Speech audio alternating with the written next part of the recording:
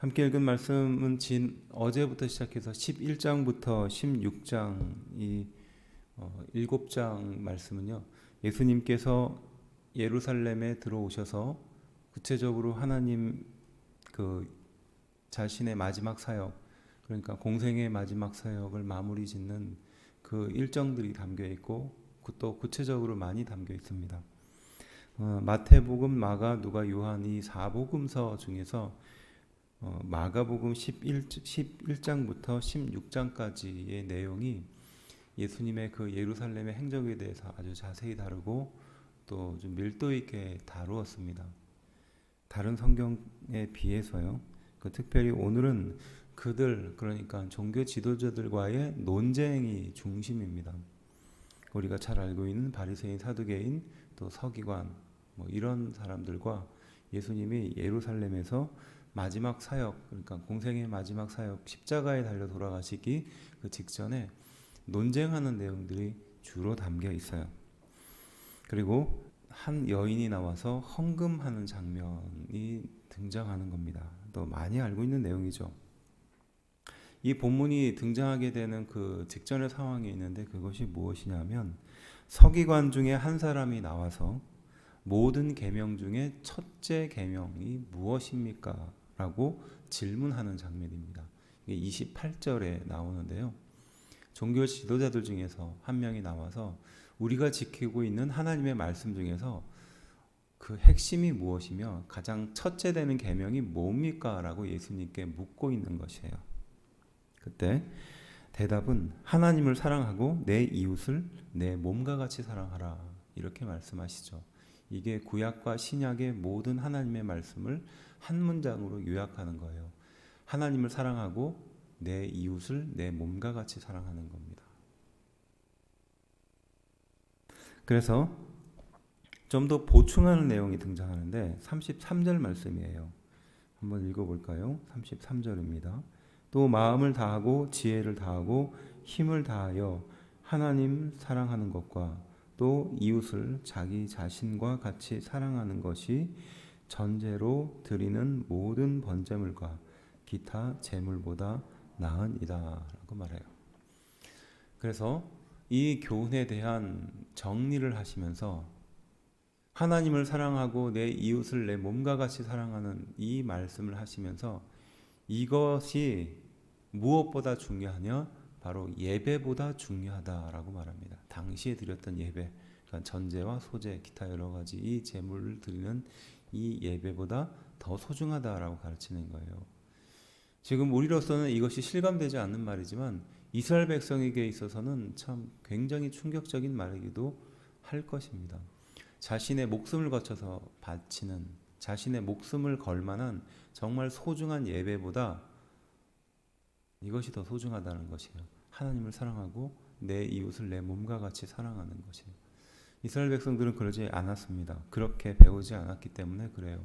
예배를 목숨처럼 여기고 제사를 너희 생명처럼 여기라. 하나님의 말씀을 지키는 것을 정말 소중하게 여겨라 라고 가르쳤거든요. 그런데 예수님께서 오셔서 그거보다 더 소중한 것이 있는데 하나님을 사랑하고 내 이웃을 내 몸과 같이 사랑하는 것이다 라고 말씀하시는 거죠. 그리고 나서 이제 예수님께서는 38절과 40절에 서기관의 그 잘못된 행동들을 요약하십니다. 그 세 가지가 대표적으로 높은 자리에 앉으려고 하고, 두 번째가 과부의 가난한 가산을 삼키려고 하는 사람이고, 마지막으로 외식으로 길게 기도하는 사람이다. 이렇게 그들에 대해서 평가하거든요. 높은 자리에 앉으려고 하고 과부의 손에 쥐어진 것을 뺏으려고 하는 사람이고 외식으로 길게 기도하는 사람이다. 이것이 당시의 서기관들의 자화상이다. 이렇게 예수님이 지적하십니다. 그리고 우리가 함께 읽은 이 본문이 연결되는 거예요. 41절에 예수님이 헌금함 앞에 앉아서 어떻게 헌금을 넣는가를 보고 계시는 것입니다. 그러니까 지금 우리로 비유하자면 지금 저 헌금함 앞에 한 사람이 앉아서 우리 성도들이 어떻게 헌금함을 또 헌금을 드리고 있는지를 보고 있는 거예요. 왜 보았을까요? 이유가 있던 거죠. 당시에 헌금함이라 하면 남녀가 함께 길을 지나는 여인의 뜰이라는 그 성전 바깥 공간이 있습니다. 그래서 그 공간에 13개의 헌금함을 롯세로 만들었어요. 그리고 그 13개의 헌금함 중에서 9개는 평상시 성전세와 기타 헌금을 드리는 헌금함이고요. 4개는 그 목적이 가난한 자들을 위한 구제의 목적으로 만들어졌습니다. 13개 중에서 4개니까 굉장히 높은 퍼센테이지죠. 왜냐하면 하나님의 말씀에 가난한 자를 구제하는 것을 소중하게 여기라 했거든요. 내 이웃을 사랑하는 것이기 때문에 그렇습니다. 그러니까 이것만 봐도 이스라엘 백성들이 얼마나 그 헌금을 드리는 것을 하나님의 말씀대로 하려고 했는지 잘 알 수 있는 구절이죠. 13개의 큰 놋쇠함이 있는 헌금 13개 중에서 무려 4개나 가난한 자를 위해서 드렸다는 겁니다. 이유는 한 가지죠. 말씀이 그렇게 가르쳤기 때문이에요. 그러니까 이스라엘 백성들은 자신이 헌금을 드린다는 것에 대해서 일종의 자부심을 갖고 있었던 겁니다. 그런데 이제 펼쳐지는 환경이 무엇이냐면 예수님의 시선에 여러 부자가 많이 넣는 것을 보는 거예요. 여러 부자들이 돈을 많이 넣은 겁니다. 지금이야 지폐에다가 넣으면 뭐 헌금함의 소리도 나지 않겠지만 앞서 제가 말했듯이 헌금함이 놋쇠로 만들어져 있잖아요. 그리고 그 효과를 극대화하기 위해서 헌금함이 들어가는 입구에 이렇게 나팔 모양으로 만들어서 동전이었던 금속이었던 헌금을 거기에 들으면 소리가 엄청나게 많이 났겠죠. 크게 났겠죠. 그게 13개나 있는 거예요. 사람들이 우르르 와가지고 헌금을 막 넣는 거예요. 그러면 그 여인의 뜰에 울려진 헌금함에 헌금 들어가는 소리가 얼마나 컸겠냐고요. 더구나 부자들은 돈을 많이 가지고 왔을 거잖아요. 바로 예수님은 그 장면을 목격했던 겁니다. 42절에 가난한 과부가 등장해서 2렙돈을 넣는 거예요. 2렙돈. 네, 한 고드란트라고 말하는데 이 2렙돈이라는 건 당시 사용하는 화폐의 가장 작은 단위입니다. 지금 우리를 비유하면 뭐 지금 저희가 통용하고 있는 화폐의 가장 작은 단위는 10원 정도가 되겠죠. 그렇죠? 뭐 원보다 10원보다 훨씬 아래인 돈도 있지만 실제로 통용되는 화폐의 가장 작은 단위는 한 10원 정도일 겁니다. 마찬가지로 랩돈은 그런 의미예요. 가장 사용할 수 있는 작은 마지막 단위거든요. 그래서 당시 하루에 일했던 일꾼의 128분의 1의 돈이었습니다. 이 가난한 가부는 그 돈이 생활비의 전부였다는 거예요.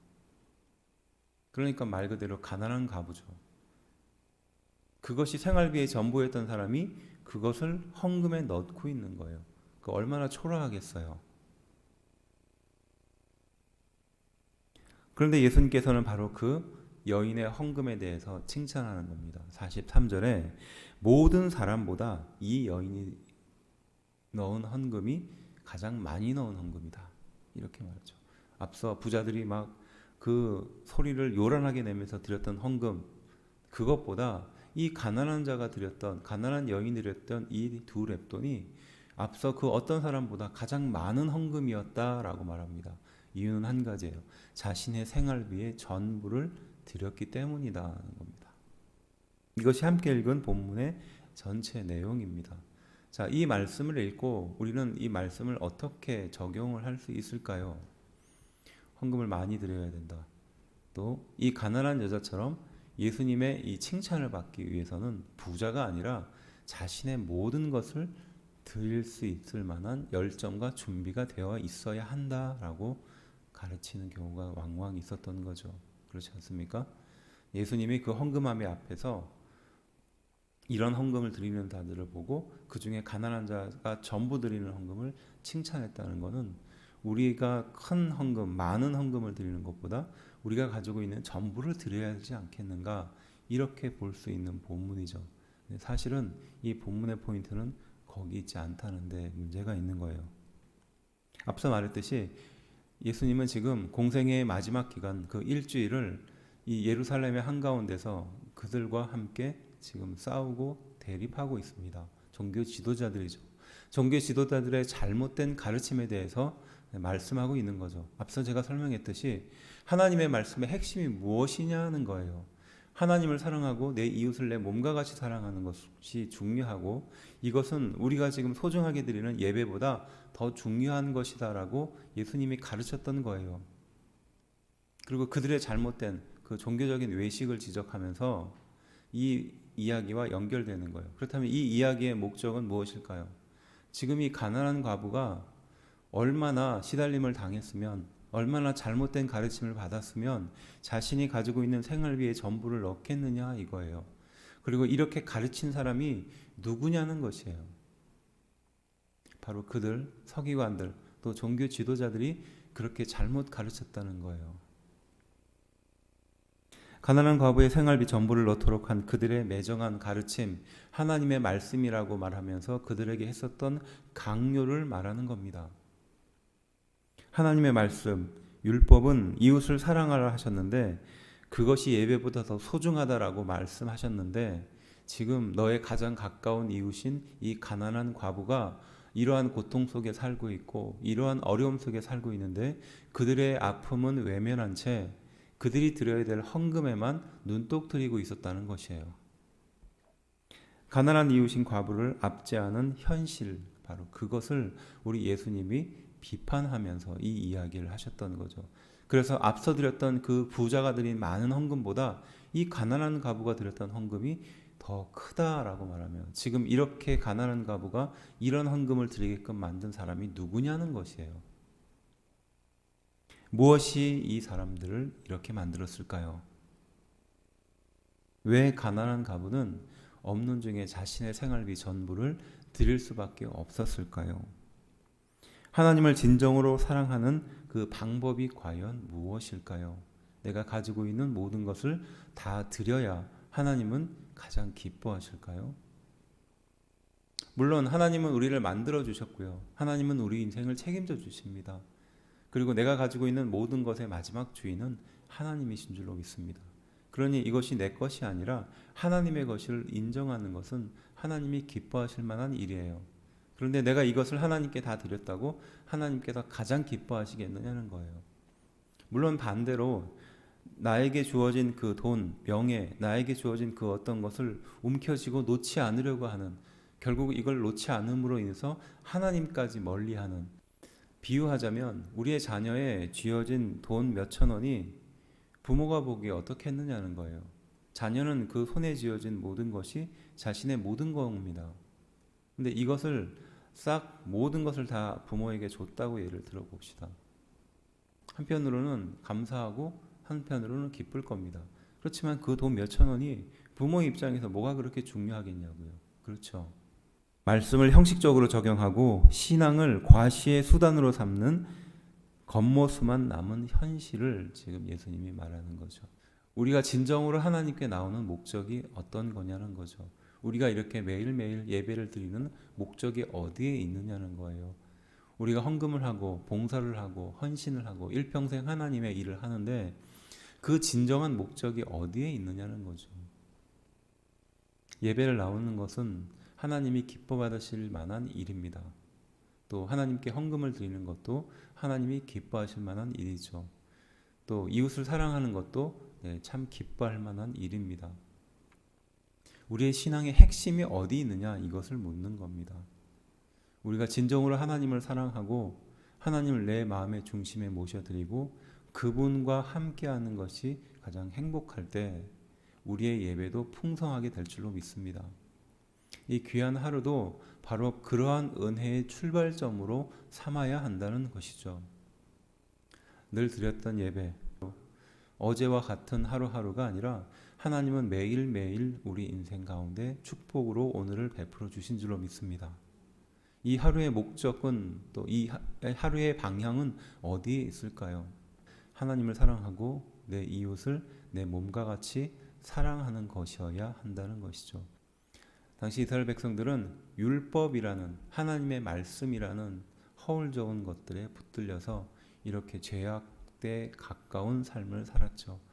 나는 하나님께 예배를 드리고 나는 하나님께 헌신을 하고 나는 하나님께 헌금을 드리고 있지만 하나님이 기뻐하실 만한 헌금과 기도가 아니라 오히려 자신의 마음을 딱딱하게 만들고 하나님과 멀어지게 만드는 그런 헌금 생활과 그런 예배 생활을 하고 있었다는 것이죠. 가장 먼저 해야 할 일은 하나님을 사랑하는 것입니다. 이 귀한 하루를 주신, 또 일생을 주신 그 하나님을 사랑하는 것이에요. 그리고 나와 가장 가까운 이웃, 나의 가장 가까운 그 사람들을 하나님을 사랑하듯이 사랑하는 것입니다. 이것이 신앙생활이고 하나님이 가장 기뻐하실 일인 줄로 믿습니다. 그 안에서 예배를 드리시고 그 안에서 헌금을 하고 그 안에서 헌신을 하는 것, 바로 하나님은 그것을 가장 기뻐하십니다. 오늘도 이 귀한 하루 하나님께 기쁨이 되는 헌신을 하며 기쁨이 되는 하루가 되기를 주의 이름으로 축원합니다. 기도합시다.